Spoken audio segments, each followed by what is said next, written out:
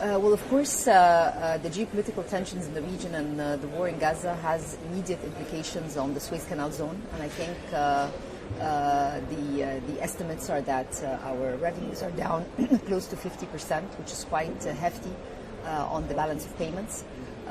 So this is the immediate implication that we have. Most recently, there have been measures taken through the IMF program, through financing, through some of the privatization that has taken place to sort of compensate for some of the downturn that has happened, particularly on the Suez Canal. So on the Suez Canal, what about in trade in particular? Are we also seeing a material impact? So, of course, the tension and the attacks that has happened, or the threats at least, on the ships, and that has created alternative routes. We haven't seen yet the rebound, and hopefully all of this is related to, of course, the ceasefire and trying to find out a resolution to the situation. So what's at stake for Egypt's economy if we don't see a ceasefire or this situation stay unresolved?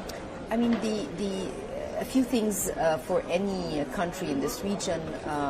There's always a need for stability, for the inflow of foreign direct investments to be more steady, predictable.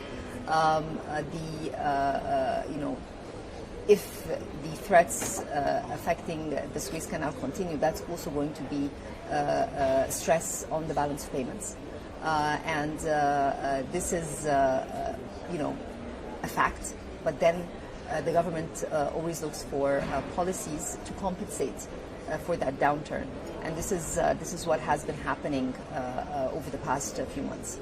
So talk to me a little bit about the work that you've been doing. I know you've been extraordinarily busy working with intergovernmental organizations. You've secured incredible funding from the IMF, the World Bank, the EU, and others.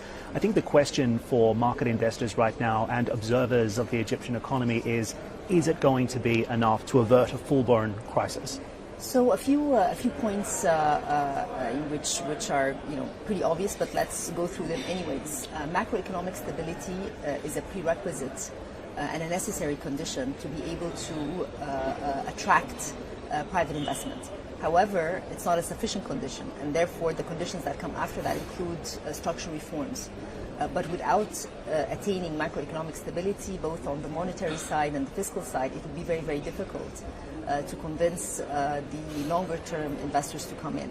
And that's why it was very important to finalize our program with the IMF. The board meeting was a few weeks ago.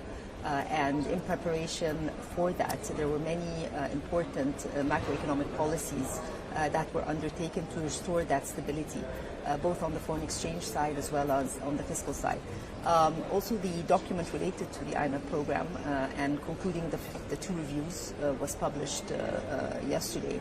And for any investor who's going to look through it, will see very clearly the commitment of the Egyptian government to continue on this route of fiscal and monetary reforms. Very, very important, as I mentioned, as a precondition for the FDI and for the private sector to come in.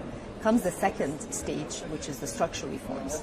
And that's what we are putting together with other IFIs, including the World Bank, the EU, the African Development Bank, and many other of our international partners. But the homegrown structural reform program is anchored on three key pillars. The first one has to do with improving the competitiveness and the business environment. The second has to do with the macro fiscal resilience, so continuing on some of the reforms there. And the third has to do with the green transition. Egypt has done tremendously well on many of the renewable energy projects, water desalination, and these are efforts which are continuing. So the green transition is the third pillar of structural reforms, because that is, again, an attraction for a lot of the private sector firms that could come in and invest in the country. So it's a combination of macroeconomic stability, structural reforms that will be able to bring in the private sector investments that are much needed today.